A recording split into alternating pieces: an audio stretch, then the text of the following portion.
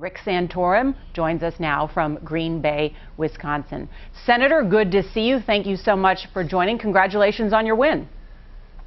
Well, thank you very much. I just want to thank all the folks in Louisiana. We had a wonderful time down there, and it was just so reassuring to go down. And even though a lot of folks are saying this race is over, people in Louisiana said no, it's not. That they still want to see someone who they can trust, someone who's not running an etch-a-sketch campaign, but one that has their principles written on their heart, not on an erasable tablet.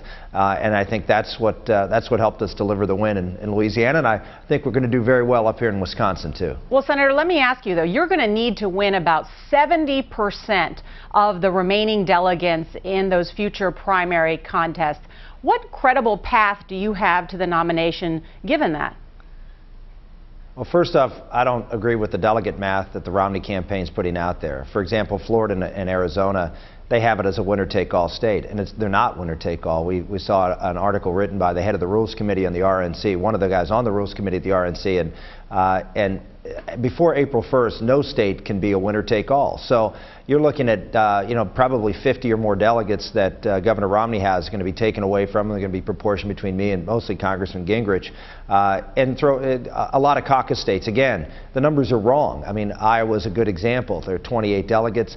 We expect to get the vast majority of them, probably up to 20 delegates. We don't think Governor Romney will get more than 1 or 2, yet they're divided almost equally right now. So there's a lot of bad math there that doesn't reflect the reality of what's going on the ground. And so I think we're in much better shape than what the numbers that are out there suggest. Let me ask you about something that a Romney spokesman said about your victory last night. They said, quote, Rick Santorum is like a football team celebrating a field goal when they are losing by 7 touchdowns with less than a minute left in the game. His attempts to distract from his listless campaign and the conservative backlash caused by his suggestion that keeping President Obama would be better than electing a Republican are becoming sadder and more pathetic by the day. What do you have to say to that? I mean, sadder and more pathetic. That's just a desperate campaign that has no message. I've said from the very beginning, I've said in every interview that I've ever been asked, I'm going to support whoever the Republican nominee is, and I'm running this campaign because I think Barack Obama's re-election would be the end of freedom as we know it here in America. We're going to support whoever it is, but we want someone who can win, someone who can go up against Barack Obama and actually draw a contrast on the big issues of the day like health care and on energy, where Governor Romney's just been dead wrong on those issues for years and years and years, and it would be probably the worst candidate for us to nominate to go after Barack Obama on gas prices and on government takeover of health care. Heck, he created the blueprint for the government takeover of health care that President Obama followed. That's what the people in Louisiana see, and I think that's what the people of Wisconsin are going to see. They're looking for someone who's going to win the election because they have better ideas, not because they've been able to pound their opponent into the ground with overwhelming negative ads. Governor Romney's not going to be able to pound Barack Obama into the ground by outspending them 20-1. We're going to have someone who can beat him on the issues, who can connect with voters, and that's why we won Louisiana last night, and I think that's why we're going to do well here in Wisconsin. But, Senator, you did get in a bit of hot water by suggesting it might be better to keep Obama than elect Mitt Romney. So to be clear, let's just play for our viewers exactly what you said in San Antonio. Let's listen. You win by giving people a choice. You win by giving people the opportunity to see a different vision for our country, not someone who's just going to be a little different than the person in there. If they're going to be a little different, we might as well stay with what we have instead of taking a risk of what may be the etch-a-sketch candidate for the future.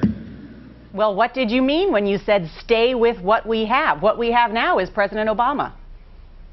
Yeah, I said we, and I was talking collectively as the voters would decide to stay with what they have. Not me. Obviously, I'm running for president, as I said before, and because I believe Barack Obama must be defeated, period. But I was saying we, as in the voters, might decide that. And that's why I said we need to give them a choice, as not someone who's just a little different on the biggest issues of the day. And that, to me, is what this race is really all about, is making sure that we have a candidate that can defeat a Democratic incumbent. There's only one Democratic incumbent that's ever been defeated in the last 100 years in American politics, and that was Jimmy Carter by Ronald Reagan. We've tried before nominating moderates, someone who can appeal, to folks in the big cities and on the East Coast and West Coast, but that's not where we win the elections. If you look at a Rasmussen poll that was out a couple weeks ago, in the swing states, I lead Barack Obama by 4 points, and Governor Romney loses by 4 points. That's where you have to look at. Not that he's going to do better in New York. Well, we're not going to win New York. But and him doing 10 points better and still losing New York by 20 points doesn't matter. What matters is that you can win Indiana, that you can win Ohio, that you can win Pennsylvania and North Carolina and Wisconsin, and those are the states that we do and are doing very well in.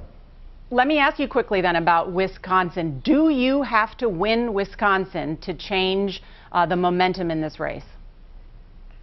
Well, we just, laid on a pretty good one in Louisiana, and it's a primary state, not a caucus. It's not one you can say, oh, it's just a few people voting. It was a primary state, so it was a broad turnout down there, and we're going to come here to Wisconsin. We're trailing in the most recent polls right now. We're being outspent about 60-1 here in Wisconsin.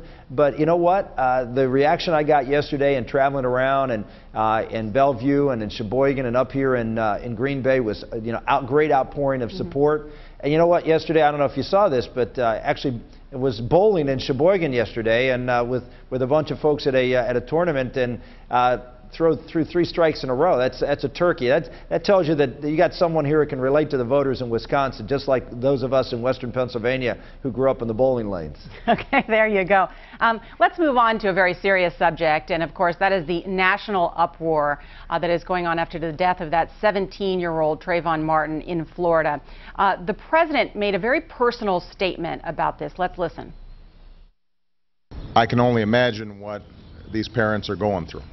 And when I think about this boy, I think about my own kids. My main message is to the parents of Trayvon Martin. If I had a son, he'd look like Trayvon. Senator, the president did not use the word race, but do you think race played a role here? Well, I mean, obviously I'm not privy to what's going on in someone's mind. Obviously, in my opinion, someone who had a very sick mind, who would pursue someone like this. This is clearly a heinous act, and there are a lot of people who have a lot of distorted views of reality, and it's a tragic case. And my heart goes out to the parents too. I can't imagine what they're suffering, losing their son in such a horrific way. All I would say is that whatever the motive is, it was a malicious one, and a very, very tragic one. Well, Newt Gingrich said that what the president said, in a sense, is disgraceful because it is not a question of who that man looked like. Any young man of any ethnic background should be safe. Was Newt Gingrich wrong to make those comments? Well, all I can say is that, again, there are a lot of people who have very perverted views of reality, and obviously have, as we see, people who do horrible things for seemingly senseless reasons. And I think it's hard to generalize from one heinous act something that is, try to make a bigger point out of it. And I think that's probably what Newt was getting at. And I would just say to the president, to everybody, that we need to focus on being there to be supportive and for the family that's going through this tragedy. All right, Senator Rick Santorum, thank you for joining us.